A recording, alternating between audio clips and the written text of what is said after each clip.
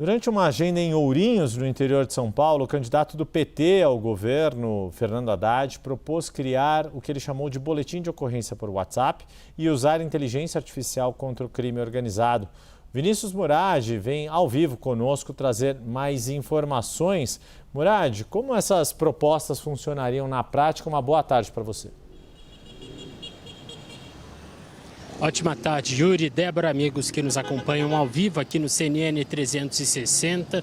O candidato do PT ao governo do estado de São Paulo, Fernando Haddad, começou o dia hoje com uma caminhada na cidade de Ourinhos, ao lado de apoiadores. Por lá, ele fez uma fala com a imprensa, uma entrevista coletiva, na qual destacou diversos temas que são justamente importantes para o eleitorado mais conservador, o eleitorado que tradicionalmente, nas últimas eleições no interior paulista, caminha mais alinhado aos candidatos de direita. Portanto, uma região um tanto desafiadora para Fernando Haddad. Foi aí que surgiu esse discurso na área da segurança pública. Haddad tem reiterado a necessidade de investir na tecnologia para a área de segurança pública. Uma das medidas é o BO por WhatsApp. O Haddad acredita que essa tecnologia pode integrar inteligência artificial de modo a agilizar medidas de patrulhamento de equipes de rua da Polícia Militar que estão trabalhando no horário em que for registrado, por exemplo, um roubo de carga, de maquinário agrícola ou então até de itens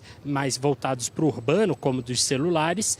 E isso poderia agilizar também as investigações na visão de Fernando Haddad. Ainda sobre a segurança pública, ele criticou a situação atual do governo estadual. Diz que do jeito que está, o Estado está perdendo de goleada para o crime organizado. Outro assunto pelo qual Haddad passou foi o agronegócio, a situação do agro paulista. O interior do estado tem muita conexão com esse setor e tem muita atividade de agronegócio. Haddad lembrou algumas medidas do Plano Safra, de quando ainda era ministro da Fazenda do governo Lula, e também falou na necessidade de seguro para o agro, de maquinários, de equipamentos e também dos chamados implementos agrícolas. Haddad também defendeu medidas para melhorar a segurança do setor do agronegócio e a previsibilidade dos negócios, como armazenamento de água para irrigação, o que tem sido um problema enfrentado por este setor. Um ponto que não tem tanto a ver com o eleitorado, mas com a estratégia do PT nas eleições aqui no estado de São Paulo, é o custo de vida. Os pedágios, por exemplo, é um ponto de muitas críticas de Fernando Haddad. Ele é crítico à forma com que as concessões das rodovias estaduais têm sido conduzidas por Tarcísio de Freitas e voltou a falar sobre a situação dos pedágios, que para ele tem cobranças excessivas que impactam na vida do morador do interior do estado e que também acabam encarecendo os deslocamentos que antes não eram assim tão caros na visão do candidato. Vamos ver um trecho da fala dele.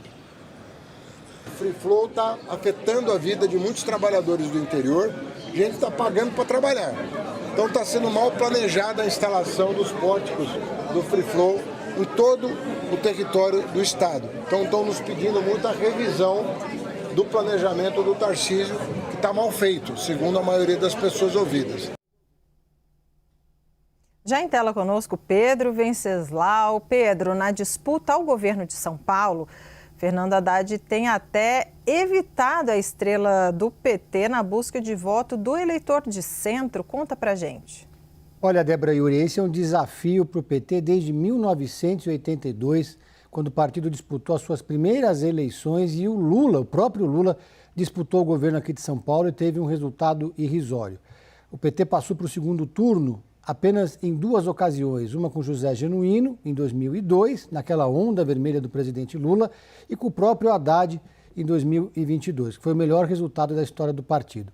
Mas, aparentemente, segundo os especialistas, existe uma barreira que parece ser intransponível, que é justamente esse eleitor conservador que o Vinícius Murad estava se referindo.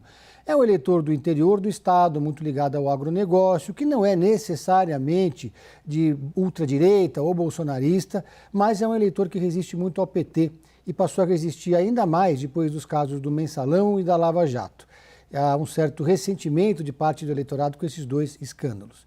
Dito isso, já não é uma novidade que nas disputas ao governo paulista, a estrela do PT aparece em segundo, terceiro plano ou nem aparece. O vermelho muitas vezes é trocado pela cor laranja ou alguma variação dela na paleta de cores. Em 2018, quando Haddad disputou a presidência da República, foi assim. Em 2022, quando disputou o governo do Estado, também, agora não está sendo diferente. E não é apenas o tamanho da estrela do PT, que agora, nessa atual campanha, foi parar ali dentro da bandeira de São Paulo, bem discreta no logotipo. É no discurso também que a gente percebe esse grande esforço do Haddad para dialogar fora da bolha de esquerda e tentar, pelo menos, reduzir o antipetismo. Ele se diz pessoalmente contra o aborto, por exemplo, faz essas propostas de segurança pública para tentar dialogar com o anseio da sociedade aqui em São Paulo, prometendo, por exemplo, achei uma ideia engenhosa, o boletim de ocorrência por WhatsApp. É uma questão do Estado, a segurança pública, a gente sabe disso, mas na campanha presidencial também é um calcanhar de Aquiles para o presidente Lula. E o grande desafio, claro, dialogar com o agronegócio, propondo ideias inovadoras ou engenhosas para que esse eleitorado que geralmente recebe muito bem os bolsonaristas, o próprio Jair Bolsonaro ou Flávio, na festa de Barretos, por exemplo, que é um evento tradicional do agronegócio aqui do estado de São Paulo. Toda a estrutura e a estratégia política do presidente Lula feita aqui para São Paulo foi pensando nisso. O Haddad é conhecido por ser uma espécie de tucano do PT. Então ele tem um perfil completamente diferente de outros petistas, como, por exemplo, Luiz Marinho, que disputou o governo do estado, se não me engano, em 2018, também teve um resultado absolutamente pífio. A escolha para o Senado também já foi pensando nisso. Simone Tebet, que era do MDB, que criticou o presidente Lula em 2022, chamou ele de populista quando ela disputou a presidência da República, recebeu 5% dos votos pelo MDB e agora é candidata ao Senado pelo PSB, mas com uma equipe de campanha toda formada por tucanos ou ex-tucanos. Ela, inclusive, tem feito campanha na internet exaltando os senadores que foram do PSDB junto com aqueles que foram do PT. Tem falado de José Serra, Fernando Henrique Cardoso, Mário Covas, José Aníbal, Aloysio Mercadante, Eduardo Suplicy e Marta Suplicy. Tem ido para o interior do estado justamente com esse discurso, ao lado de quem? Do ex-governador Geraldo Alckmin, que foi escolhido candidato a vice do presidente Lula em 2022, em grande medida para tentar reduzir a diferença aqui no estado de São Paulo. Foi governador em 4 ocasiões de uma gestão do PSDB que durou 28 anos. Agora, claro, é mais identificado com a esquerda, mas ainda tem as suas conexões e tenta conversar, dialogar com esse eleitorado do interior do estado que é mais conservador. A Simone Tebet, inclusive, tem feito esse movimento de se aproximar de prefeitos do interior paulista sem que sofrer resistência do PSD, que tem o maior número de prefeituras aqui do estado de São Paulo. Então, dentro de todo esse escopo e todo esse cenário, para a candidatura de Fernando Haddad, é mais interessante nesse momento ser menos PT e mais centro.